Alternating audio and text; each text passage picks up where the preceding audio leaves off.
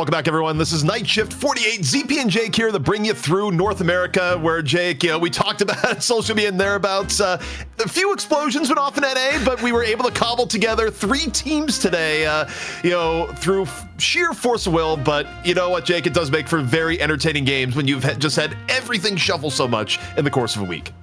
Yeah, I mean, my take on this from the beginning has been that ultimately this will be healthy for the team. I think it's going to be, very chaotic right now to see rosters completely shuffled, but there have been more and more talented players like making their way into that top level pool. And so it's understandable that there's going to be some roster shakeups on the other side of that. And I'm always interested to see, when a team can kind of split up and go their separate ways, where do their futures lie? Can those kind of spawn new rivalries that end up being maybe the newer and bigger storyline?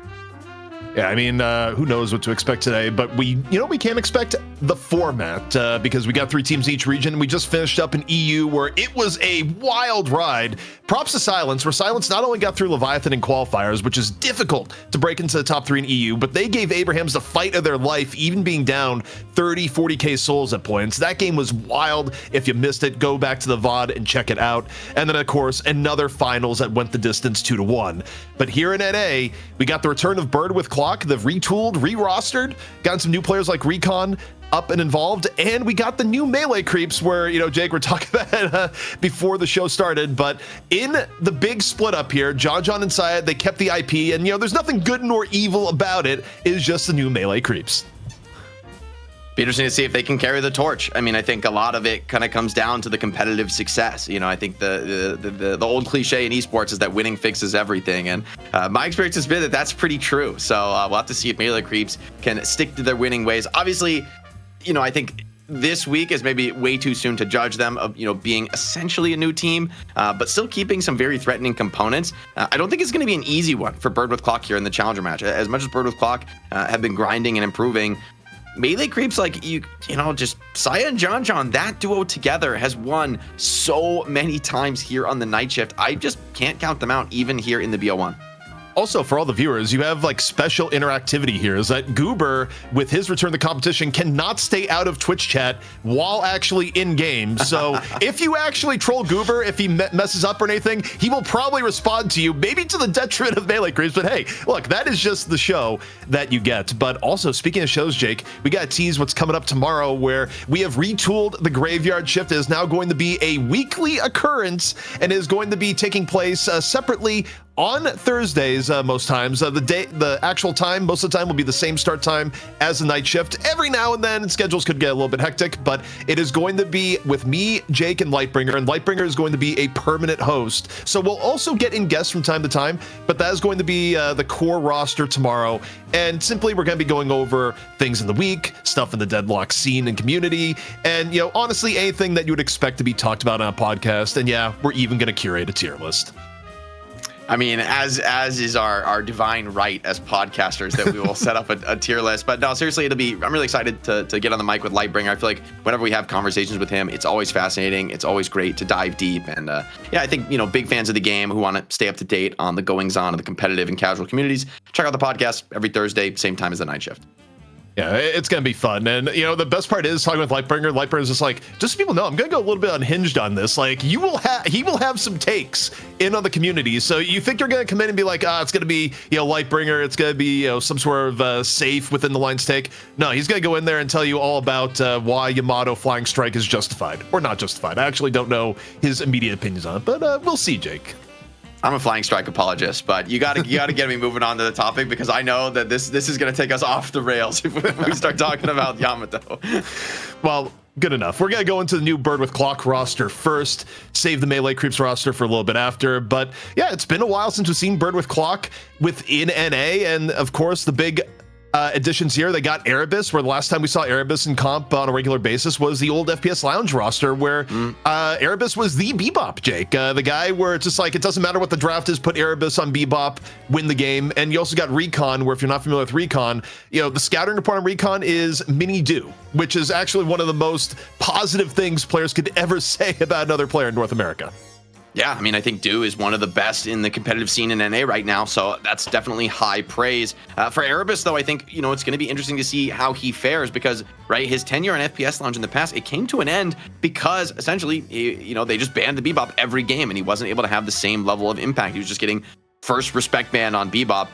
It'll be interesting to see. I mean, it's pretty clear what happened. So I would think, hey, as a player, it's a pretty clear signal of like, hey, develop a couple heroes. If you can have just even one other hero that's like on the same level as his Bebop, Erebus could be a huge threat. If people realize that they can't get away with just opening Bebop ban against him, honestly, teams could be in a world of hurt. So I'm excited to see Erebus back into the mix here. I think this guy, we didn't get to see his full potential due to that draft vulnerability on the previous team we saw him play for. So for Bird with Clock, I'm really excited for Erebus and Recon to maybe make a splash here in the competitive scene. And of course, the opposition, Melee Creeps. You talk about retooling your roster in all of 1 week. It's a very different look for Melee Creeps where, if you just got out of a 3-week coma, you may be a little bit confused. But the mainstays, of course, Saya and John, the deadly duo that is also one of the scariest duos to lane against in the entire game. But of course, Ido, Fishcake, they're gone alongside Do.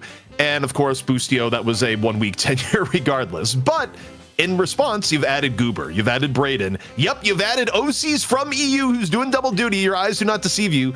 And you've added Birdie, where the scouting report on Birdie, Jake, is pure support main. I think that was going through Melee Creeps Academy, and Melee Creeps is pretty bullish on. Always great to see players getting their chance. I'm curious to see for this roster though, because who's going to be playing the front line? I almost wonder if is it just Saya?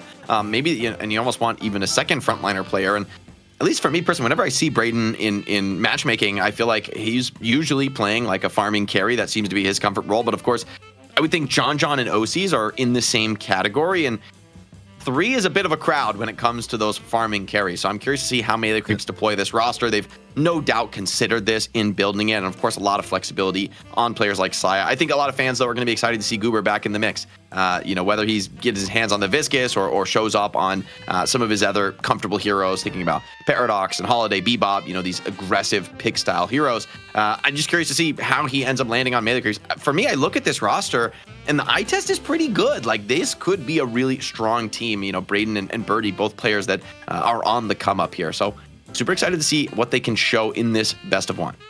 I didn't see the scrims for this new Melee Creep squad. I think they did have a few scrims versus Popper's Pupils last night, but I would kind of expect maybe Sai would be more on the front line. We'll see. But you think about what Goober played historically. Goober was oftentimes more in the pick role where, there's a period of time where Goober had arguably the scariest Holiday in the game, where Goober was drawing Holiday bans when most people thought Holiday was bad. And by the stats, she wasn't that good at the time. So that would make sense if Saya goes a little bit more frontline, especially with Birdie being more support specialist. But who knows? Saya's kind of been Mr. Flex over time.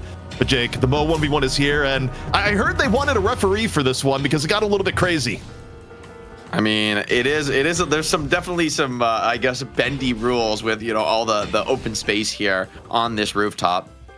Curious to see how far afield you can really go. For me, at least, CP, I think it's fair play. As long, oh wait, oh my God, what? Trace, oh my God, he's getting worked over. Okay, wait. Why do they need a ref? That's the most one-sided beatdown of all time. I mean, the ref should, I don't know what, like stop the fight, like get him back. Yeah, I don't know. Like, I didn't see it. What do you want?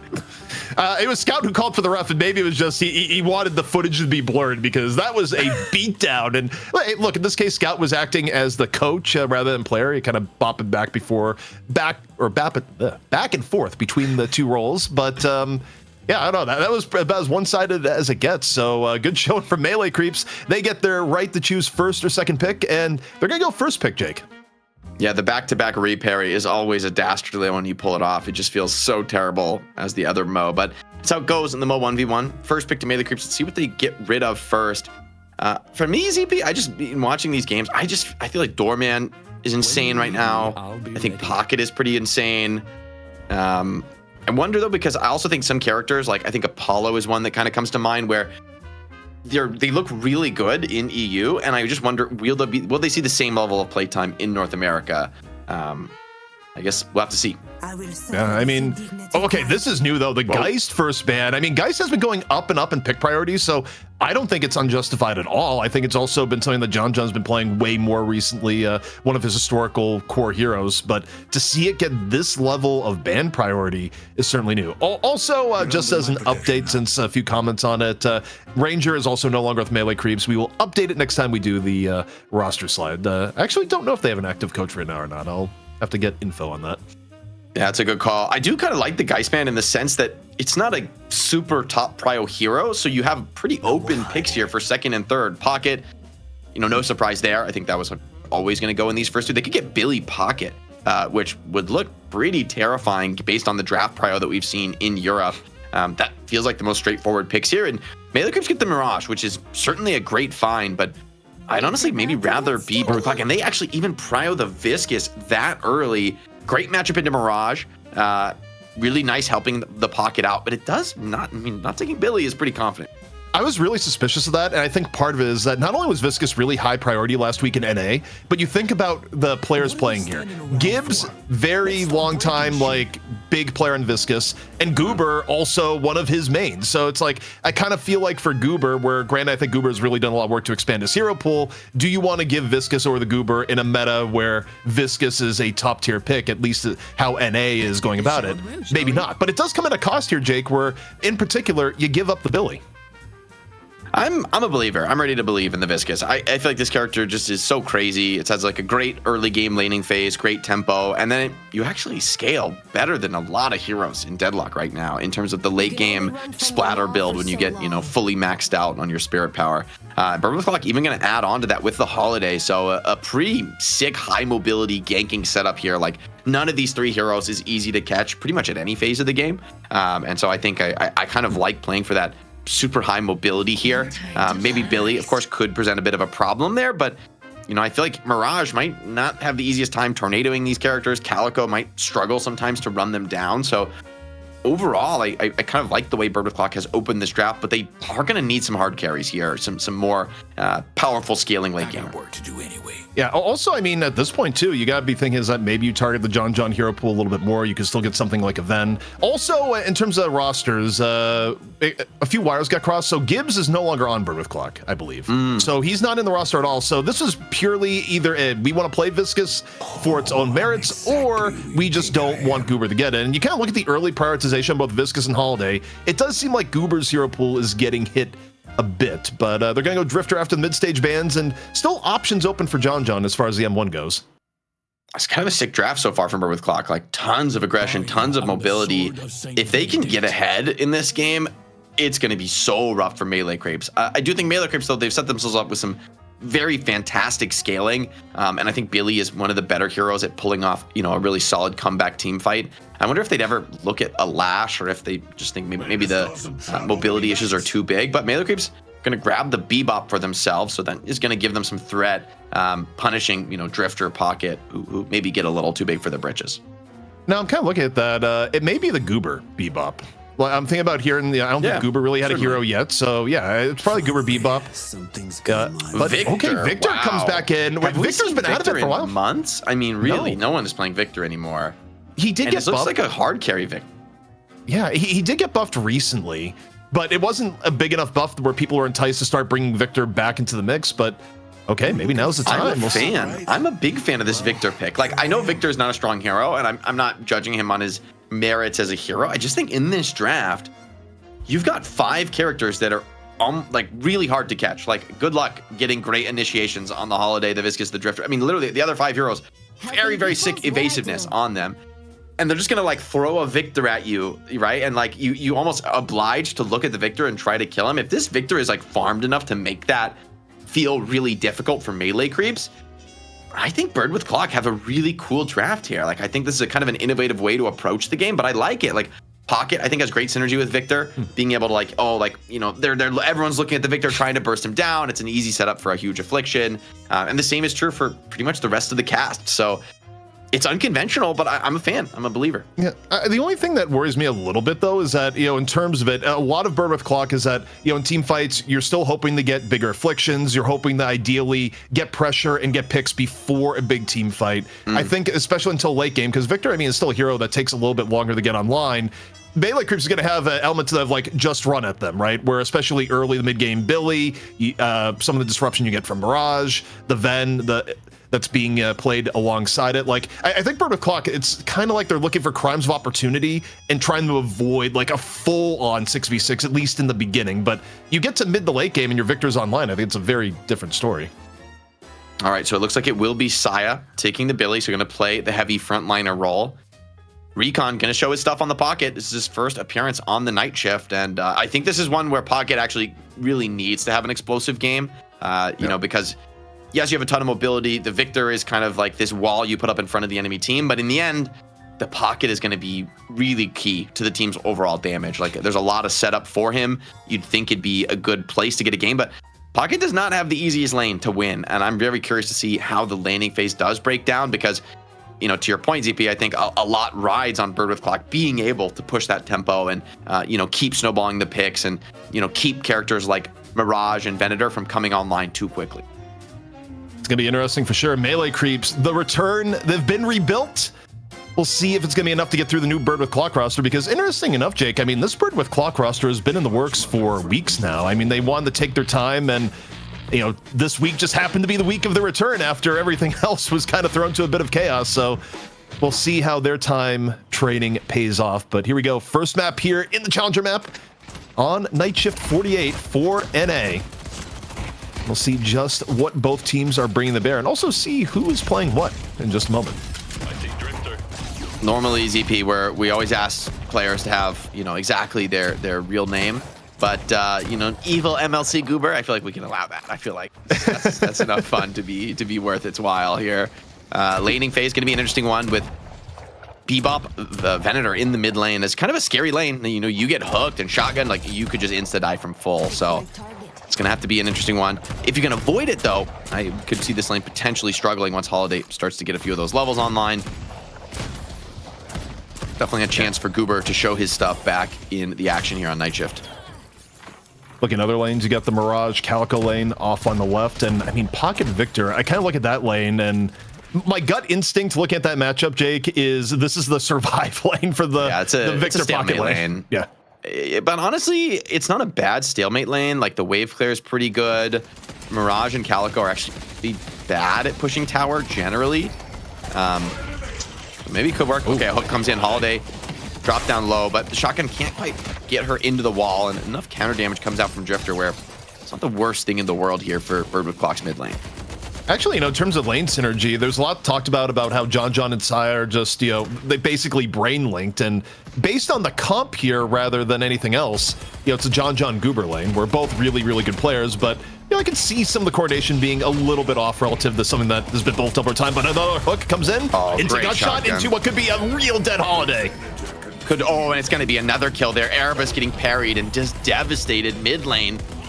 Looks so decent and so stable, but a beautiful bait setup from Melee Creeps. Goober waiting in the wings for the perfect moment. Come up with the double kill.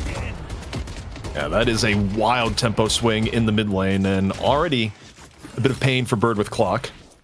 And again, looking at other lanes here, I think the left lane, the best outcome for Bird with Clock is just to survive. I think you actually have to severely overstep to get punished as Calico Mirage in this lane. Look at the right lane, though. You got the Billy Ivy, which definitely has more options to make things open up, but against the Viscous, laning is never necessarily easy. Yeah, that double kill in mid lane hurts really bad, though. That's going to present problems all across the map. It's going to slow down Matt's game, Erebus as well. The two characters on Bird with Clock who maybe want to get the most active the earliest here. Some efficient box running as well from Melee Creeps. And they had a couple thousand soul lead. It's not that meaningful yet, but it's a scary sign, right? To have the stat lead look like that. Get a couple more extra early item buys out, that slowing hex just coming out a little bit quicker. It can make quite a big difference. Goober and John seems like they're just trying to keep the pressure on in the mid lane, though. They're not doing that much box running. And actually, I think if they don't find more kills pushing the lane like this, they're going to regret it. With the box comeback here, Matt and Erebus are going to be able to recover pretty nicely. Yeah, I mean, the ideal scenario for mid is that you get mid tower down soon, and then Goober gets freed up to roam, and you let John get large in middle. I mean, it's something melee creeps and, a lot of teams in the scene tend to go for. But in particular, the idea of getting John farmed has been the melee creeps mainstay for a very, very long time. So I'm curious here. I mean, we saw a little bit of roaming from Brayden. If you call for a roam in the middle, get mid guardian down and accelerate that process, because you think about Goober's playstyle overall. Goober certainly, once the go-ahead is given to be mobile, Goober will gladly be going to left and right to try and open things up on the Bebop. Yeah, I'm noticing, though, they're really not running many boxes from mid here. Like, that's a bit of a mistake from melee creeps. It's letting the mid lane recover, and the tower damage is just not enough, right, to really genuinely threaten. Maybe Venator's going to be able to push that eventually, but I feel like the farming has been clean enough here for Purple Clock to essentially recover. This lane, though, could also present problems, but Lash Viscous can just play these nuke cycles so efficiently, and it's kind of tough for Billy and Ivy to really get the kind of extended, committed trade that they're hoping for with those heroes. This lane, though, oh my, OC's is completely full health. He is going to dominate them on Mirage here, and a little parry as well. Both kills do go to Brayden, which I actually think isn't so ideal, but then again, maybe Calico can leave this lane sooner rather than later and start to be one of the key active fighters on the map. Also, we didn't talk too much about it, but OC's on Mirage, that is one of the biggest comfort picks around. Even in games where OC's have been on teams where they're losing, you look at it and go like, wow, they're losing the game. But also, OC's at 70k on Mirage. Arguably, maybe a little bit overfiring times, but Billy in some danger. See Matt coming on over, however. Things turning just a bit here. Getting shot on from the side, another barrel. Saya's nearly dead, but Matt really has to be careful on the chase down. Matt should be able to get this. Yeah, he is going to find it. Unlocks the lasso as well. That didn't make enough space for mid tower to be taken, but I feel like I'm really happy to get those kills. A couple marks here on Victor, and the extra damage is going to be lethal to him, and the mark proc is going to be able to get the finish. Pocket trying to get some counter pressure. Might be able to find this kill. Calico out of skills completely. Couple well-played shotguns. Should be a kill. Calico, the movement is good, but not good enough. Recon, big find for him to cut the losses here on the sideline. The tragic thing for Tanner on that last one was about, 1,000, 2,000 souls away from ult on top of it. Wait, is Tanner egging? Is somebody egging? I swear I saw an egg. We need a tab press. We need to see a golden egg for the people. The egg check. I swear I saw an egg on somebody's inventory. Also, John's starting to get ahead. Jake, when you look at the overall game, am I crazy? Am I on drugs? I swear on my life I saw an egg. I can't explain it, guys. I'll be honest, you're either hallucinating or you just happened to see the egg and I missed it. And either are entirely possible, but Brayden just gonna get dove on off here. That's a good kill. I mean, it costs your Victor ult, but I think you're very much down to, especially if he's got a point in that Victor ult, you almost prefer it to be down to increase your farm speed. Affliction on 2, great from Recon there, position himself to get that deep into the doorway. I think OC should be a casualty of this. Affliction, not so powerful this early in the game, but it's such a valuable kill. Recon is able to find it. It did take the cape, though, so he's kind of caught in a compromised position. He will die for this kill.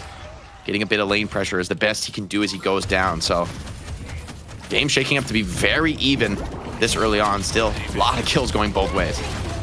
John off in the right lane now. Deep dive, takes a lot of damage for the tower. Ends up being a trade. I think John would have preferred staying alive there. And Saya able to finish off Arctic at the least. So melee creeps getting a bit ahead there. But again, you had John swap over to the right.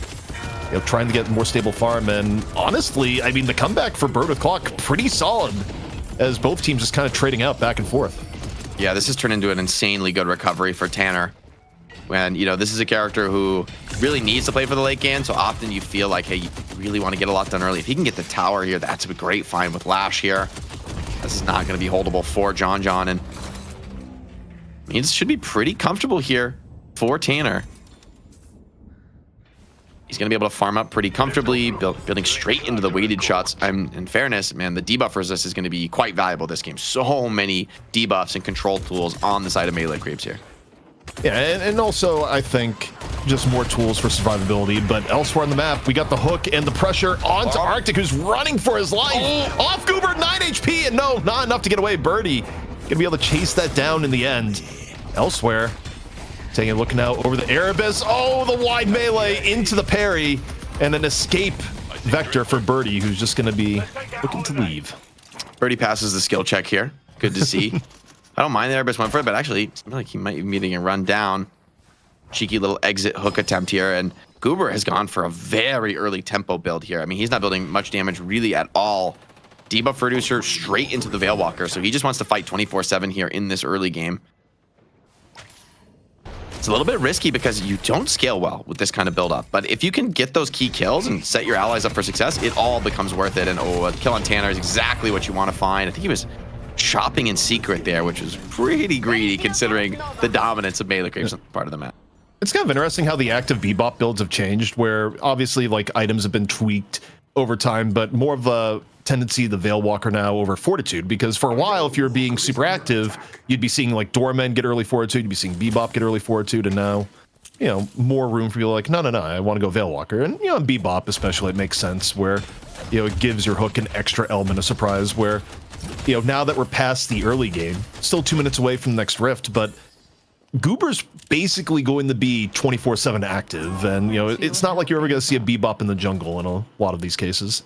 And in fairness, you think about the game with how sick the late game scaling is for Melee Creeps. I don't know if it's necessarily free for them, like in the late game. You know, Pocket and Victor could be pretty scary. You know, sometimes like I think Viscous and Lash might actually scale sometimes better than it would seem. Jake, look, a lot of enemies here. Dangerous place for a cat. Trophy collector on Brayden. Oh, check contest here over the urn. Big catch on Holiday. Does he have the damage to follow this one up? The bomb's gonna explode again. Very low. The laser as well. Can he track him down? Okay, he does get that final touch. Ivy pickup comes in. Tanner off of the back of the respawn. Recon's in a huge bit of trouble here though. No, he gets out. Okay, yeah, he is gonna go down, and just a farm fest here. Brayden's gonna pick up a ton of trophy collector stacks from that fight. He's gonna be feeling amazing on Calico at this point in the game. Yeah, I mean, just from that alone, you wonder, okay, is a trophy collector worth it? Well, if you generate fights like that, absolutely worth it. The Melee Creep's going to be not only winning that fight, Jake, but look at the aftermath of the fight. Brayden just has the world's easiest dunk coming up. Don't think there's going to be anything in Brayden's way here. And the Rift, it's an earlier Rift on top of it, but it's the opposite side of the map. So that fight hurts really bad here. Oh, a slowing Hex, maybe catching Mirage. Just barely gets the tornado out. Will Mirage go down for this? Getting a ton of heal. Even has that vitality buffs, giving him so much here. And a parry. Oh my OCs. What an outplay. Ridiculous heal coming off in that fight. I think he must have healed at least a couple thousand in that exchange. Insane value here for the Mirage. And with 2 players down, it feels like kind of a foregone conclusion. This Rift is going to go towards Melee Creeps. And the game is really getting cracked open now. I think this is a very scary moment for Bird with Clock. We really haven't seen Erebus and Matt be able to find those isolated pickoffs that they really drafted. Also, you kind of look at how they position there. You may look at it from a distance and be like, wait, you have Recon nearby, you got an Affliction, you make something happen, and no, both Recon and Stride just go, you know what, we'll deal with the Rift Troopers, it's not a big deal, save it for the next major fight. But yeah, big lead starting to open up here. Melee Creeps up 10k. Some Headhunter bot on Goober, and you know, you look at the golden statues here. Even a lead starting to come up here from Osies, who's been taking his time to gamble, get more sinners on the other side. And you know, for Bird with Clock, I kind of look at ways back into the game here. You know, on one hand, ideally a team fight where you get a big Affliction, but also I think there's a bit of pressure on Matt right now to open things up. You've had Goober super active with hooks, and you know, kind of look at Maz that you're playing a Holiday, and you know, it's been a bit quiet for picks coming from Lasso so far. Yeah, I think they definitely need to get some value off of Lasso and Ground Strike. Or Death Slam, I should say. Pocket has Affliction too. This is kind of the moment when I think you might want to look. But he's going to go for a conservative line here. Just safely clear the creep wave, keep back to the Walker. I mean, this is kind of the rinse and repeat move for Pocket. But with Drifter here, maybe scouting out some targets, they could look for more.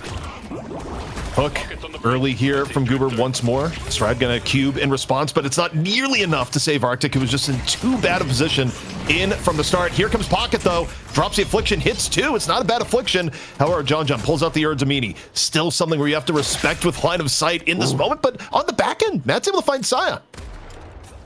It's big actually. The Erdamini breaks his momentum. I thought he might go in for more here. And a great hook, super deep here. Victor in absolutely the wrong neighborhood. And as much as I like the Bird Clock draft and sort of hope for it, I feel like we're kind of starting to see a bit of a class difference here in the players. Like in the end, like Melee Creeps are just getting so much more out of every exchange. You know, this might be a new team, but they are not showing that here in their first outing in the night shift. So it's definitely great signs early on for fans of the Melee Creeps. This team may still be a serious threat in North America.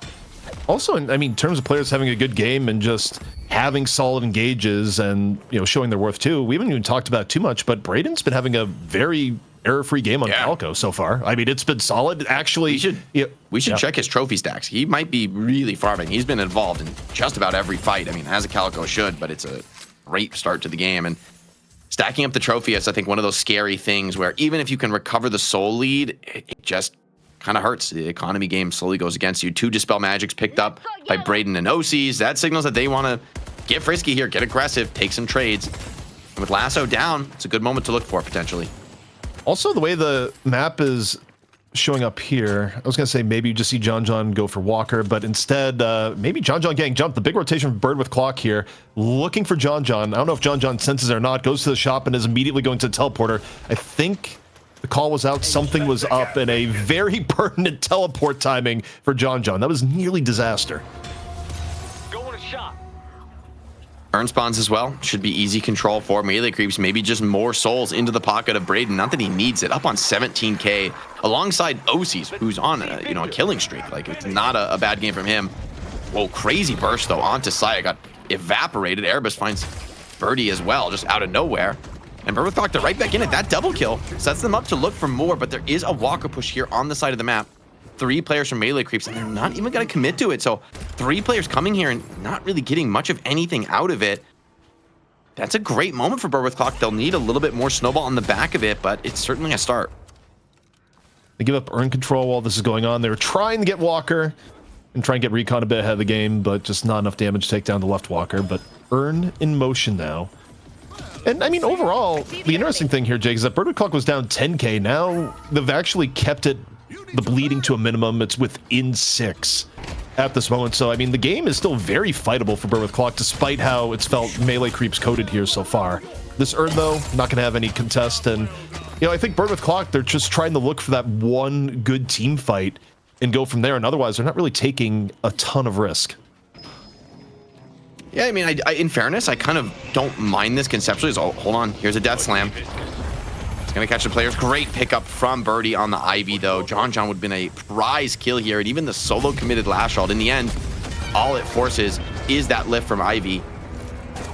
Kill found on the other side of the map, and ooh, too close for comfort there. 4 pocket. Recon's still going to be run down. OCs gets the finish.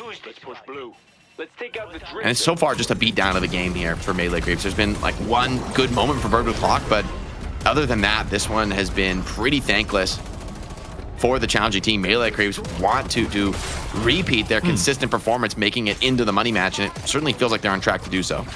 You know, for Bird Clock, though, they do get a Walker trade, rather than that being free. However, it may not be a trade entirely in their favor. Melee Creeps going for a second Walker at the same time, and Bird Clock, the way they are in the map, I don't think they're going to be able to get here to stop the Walker from going down, although Matt finds Saya towards the end. An Affliction way high up in the air, doesn't hit anyone, and the Walker's still going to go down.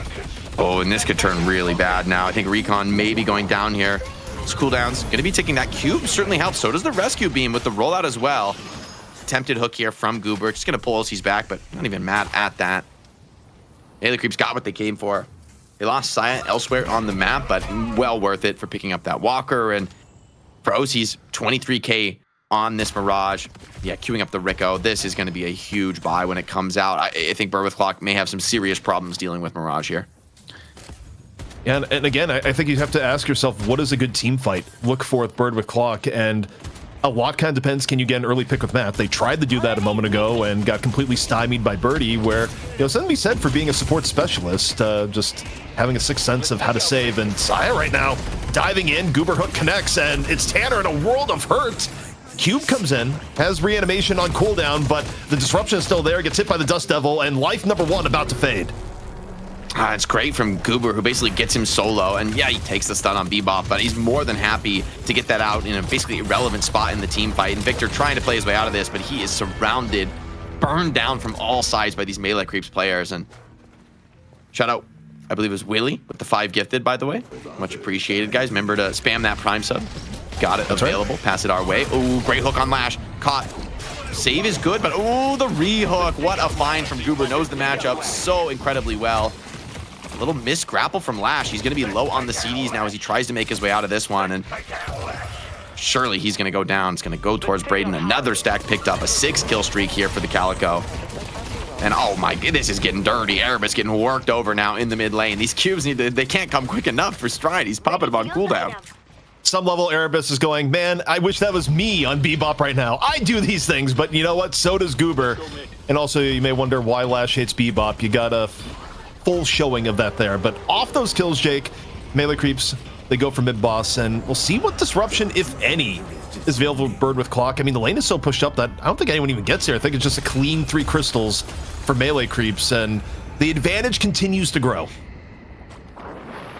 Yeah, Rift is up as well. There's some level of comeback resist on the Rift. And oh, actually, no, as I say that, Tanner already capped the Rift, so choosing not to fight into the comeback resist makes sense.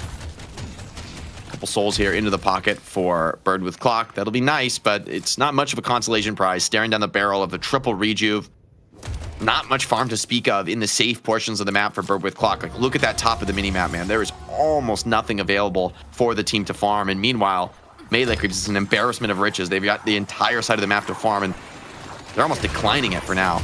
OC's gets caught a little bit, but it seems like he's baiting this fight. He's kind of more than happy to take it. Even takes that re-up tornado back forward. So much confidence oozing here out of the European. Still potentially a 3-on-1 for a moment, but no, Bird with Clock thinks better of it, goes back. And I mean, I feel like we've been in the cycle here, Jake, where Bird with Clock has been playing very defensive for a long period of time, and the game continues to get more and more out of the way. Also, I think the problem is their ideal win conditions are even more brutal with Rejuve on the table, right? Where going back to it, here. See if they do. But the problem is that with the Rejuve up, like, even your ideal condition of getting a lasso doesn't necessarily get you to where you need to go. You get a little bit of denies onto the urn, which helps, but I look at this here, and I mean, getting out of this Rejuve in the next minute and a half without losing another Walker or even base Guardians, I mean, it's a bit perilous for Bird with Clock. Yeah, I will say the only downside for melee creep is that this is such an early triple rejuve. It's sort of hard to use. I even think forcing into the Walker isn't the best play because they just kind of want to split and farm the map. That's one thing I've been seeing from melee creeps all game long. They have never overgrouped, not that I've seen. Like, it's been very, very consistent. They're playing a very efficient game. You even see that split. It's like they're all evenly separated. Players ready to help one another, ready to look for plays, but they're not committed really to this push. I think Saya is basically just baiting a response. But if you do get a little active and try and chase into this Billy, things could go wrong. Now more and more players piling in for melee creeps, coming in deep behind the tower. Goober threatening hooks, Lash in a bit of trouble, trying to just find some way to get a death slam off, but he can't. Chain gang now out. Tanner pulled in. Drifthold is making this one a little bit awkward, but the raw strength of melee creeps is just too much. Bird with Clock have to just back out, back to the base for them. Yeah, they see the 1 minute left on the region and say, nope, we want the Walker. They set it up, and they take their time on the setup and realize, yeah, we can throw in Saya. Yeah, okay, you lasso Saya. So what? That's one rejuve gone. We got a Walker in turn. And again, the overall map state is heavily in favor of melee creeps at this point. Every lane heavily pushed up, and in terms of win conditions here, Jake, if you're on Bird with Clock looking towards melee creeps and you see a 28k Venator, a 29k Mirage, and even, again, Braden's Calico, I don't think Braden's died this entire game, or at least hasn't died in a very long time. I mean, this is really difficult at this point to think about how do you get a fight that works in your favor. The Rejuve is gone right now, but you're really banking on a lot for Matt and Arctic to just somehow give you the perfect scenario, or Recon to have the Affliction of the Gods. Yeah, it really feels like you're hoping for a really big mistake out of melee creeps. Love the Scourge buy here from Braden. A lot of spirit damage on the other side of the map. He put that on himself, or even, hey, throw it on the Venom, throw it on the Mirage. Not even a bad look here. Or Billy, of course, always a great user. Definitely expect to see a couple more Scourges come out. Some big buys though for Bird with Clock. I mean, the Spirit Burn on Pocket is a pretty significant impact item when it comes to finishing off those afflicted targets. Let's go green. Checking out the kills and assists here. Ridiculous activity from melee creeps, specifically Goober and Braden. Exactly what you'd expect from these guys, the early game aggression. But, I mean, this is what it looks like when it pays off absolutely massively. Also, the deaths for Saya is kind of interesting, where it's kind of reminding me of some of the best Listic games, where people are like, oh, Listic dying, we know that, but Listic is a master at times of just, yeah, I'm going to die, but set up my team for success. And a lot of these team fights, Jake, it's been kind of the throwaway Billy where, yeah, Saya may go down, but in exchange, you get 2 or 3 members of Bird with Clock falling at the same time. So it's been a very unselfish frontline game, but that finds the lasso on the OCs. The fall through going to be there, backed up by Erebus here in the beginning. Double Dust Devil, though, away, and OCs still might find a way out of this one. Team's ready to back him up. Erebus goes down. OC's beating a hasty retreat out of the situation. Affliction on 2 and a zip knock on Calico, so some decent moments for Bird with Clock, but Tanner has lost his ultimate. Viscous is not going to be able to win this fight, just has to roll completely out of the engagement. A hook on Arctic as well from Goober. Further slowing down this Lash. Holiday Trust desperately trying to just get out. Maybe really low on CDs. A cube save is going to be, well, the one hope she has left. Just get out of this one alive. Goober's still looking for more. He's deep on the Bebop. Threatening angle, but there's players in the backline behind him. Confidence, though, proves warranted. John and OCs are so strong at this point in the game. Just a death sentence for players to peek into them. So, Jake, one thing about this game is that it woke up the Victor Nation, and a lot of hopes and dreams are going into it, and Bird with Clock, obviously, tough game. Is there any words of encouragement to the Victor players here, saying, it's not Victor's fault? Or, as you look at, I kind of look at this as a game where it's like the early game. Victor and you're holding egg for 30 minutes, it is your... Okay. There you go, Victor Nation. It's the best we got. But Recon, no affliction, maybe no problem. Looking for a bit of damage on the Saya, who has been the one player from Melee Creep, says no problem dying for the team. Amidst this fight, Ernest picked up. Back though gets caught, and so is Erebus. The Melee going entirely in favor of the Creeps. And Braden right now looking for the last little bit of cleanup, as everything has gone wrong for Bird with Clock. I mean, Stride gets the urn and gets out, which is something, but, it's like such a scary moment on the map as well with mid-boss spawning. Luckily, the deaths are early enough that, okay, you're going to be able to get back and get a contest off on mid-boss. I would think the Victor ult will be up before that, becomes too scary. But this is certainly a really rough game so far. It really just hasn't felt like Bird with Clock have gotten anything going, and they're just being picked apart. I think Melee Creeps just really understand the win con of these big grouped up team fights, and they're just poking and prodding with Mirage. They're looking for picks with Bebop and Calico, and there's never a moment where Lash can really get in. It feels like maybe Matt's the one player who with the lasso can make a difference, but we already saw OC's, he just didn't go down in time. You need a lot of players behind the lasso to actually burst the Mirage before he can get his tornadoes off. And we've seen once he gets them off, he gets back into the hands of Ivy, who can kind of heal him up and support. The fight just kind of crumbles from there, and this urn is not even going to be dunked. I mean, just has to be hostage. Certainly a sign of the times here for Bird with Clock. All right. We'll see if the Rift fight turns into something for Bird with Clock, but I think it's a very just unfortunate sign from the Bird with Clock perspective, where you get your ideal lasso, and lasso on the OCs is one of the top targets you could expect to get, and even then you're just unable to get enough damage to get the job done. I mean, it's a testament to how far behind Bird with Clock is, but also how quick the reaction from Melee Creeps was. Recon, though, in a world of hurt here on top. Saya going in, gets Recon down the half, and the pressure continues to move as the cape comes out. He could be in real trouble. He's already used his spell, basically out of panic there, kind of caught in the corner. Saya just maybe recognizing on the minimap there's not enough players here. The Rift's still being capped. It's going to be an attempt to take the mid walker, but if you lose players here, you're going to be losing shrines. Billy Chain comes in, connects onto 2. Stride is crucially caught as well in the Viscous. It's going to be hard for him to save his teammates. Has to just roll out of the fight, but the damage is done. Recon, Arctic down, the 2 crucial team fighters. They do give up a mid walker for it, but with the Rift Troopers now crashing into this right side wave, supported by OCs, the rest of the team free to go straight for a mid boss. Matt, I like that Matt is looking mid and trying to crash a wave there, but there's just not enough damage threat for that to be a serious push on mid lane. Braden's going to defend it as well. It looks to be another easy mid boss from Melee Creeps coming on up, and for Bird with Clock, if you go here, you're just hoping for a Crystal Steel into a swift death. It's not going to be to your advantage overall, but maybe you can limit some of the pain. You do see Erebus working on the outskirts into the contest, puddle punch in. Birdie, John able to pick up all charges, though. The contest does not work out. Matt ends up paying the price, and we'll see if Stride can get away. Up on top, we got a little bit of Goober versus Erebus, where again, I just imagine Erebus is thinking, it should have been me. Yeah, great game from Goober, honestly. His hooks have been really punishing, and despite as many saves as Stride has been able to find on the Viscous, they're just not enough. Like, the hooks keep coming. The picks keep, being found. Saya as well on these chain gangs is a huge threat. And at this point, you got 5 players on fire. The Ivy just picks up the Echo Shard, so anybody who does get pulled in is going to be devastated. It's also a great item into Victor, too, since you're pretty reliably going to have that stone form coming up to dodge the reanimation. And, oh, what a back-breaking hook. Viscous going down here. This is, I'd say, the best kill you can find because now he's not available to save for anyone else. There's still Lash Victor pocket is a pretty scary group of 3, but Ivy maybe flying Billy in past the door is going to make it really awkward for any kind of proper team fight on the side of Bird with Clock. And I sense it may be a bit of a celebratory flight here as they're just going to head straight to the shrine. Back to business. Saya, of course, wants to book his ticket to the money. I just imagine Saya's a war general there saying, fly me in, and Bird, he has a new guy's like, wait, sir? Sir, is that the, or do it? You just see Saya rolling on in, but clearly no particular threat. They could go for the game end here for sure, ZP. I mean, half timer on Rejuve. They got a minute 30. They're going to clear base guards. Just, a nice, efficient play. Wonder if they will back. They have some significant souls on Saya. I imagine probably a lot of souls on just about everybody, so maybe worth spending. But it's an interesting call. I think you could have argued for trying to end with the Rejuve. Maybe they have just enough time actually to buy and try to end with the Rejuve. I think it's a little greedy, but it could actually work out really well. And in fairness, maybe fighting in the base is like not worth the risk given just how devastating you've been. And yeah, this is the full build Mirage, man. Rico, Silencer in him.